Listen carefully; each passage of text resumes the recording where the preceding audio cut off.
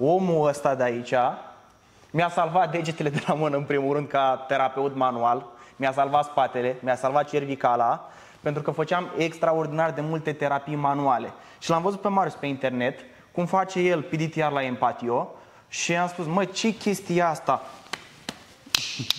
Ce se întâmplă acolo? Când de fapt am descoperit că sunt niște rezultate extraordinare. Și ce făceam dacă nu aveam rezultate cu pacienții, îi trimiteam la ei. Așa că am început să fac cursul de PDTR. Și mi-a dat toată lumea peste cap. Și îi mulțumesc lui Marius că a apărut pe internet și am văzut videoclipuri cu el făcând și rezultatele pe care ei l-au avut. Pentru că din momentul în care am început și cursul acesta, o dată că mi s-a schimbat toată abordarea, am învățat să fac o evaluare corectă și am învățat inclusiv după primul curs cum să tratez pacienți. Lucru pe care eu nu venea să cred. Mă gândeam că o să tratez peste 4-5 module, nu știu.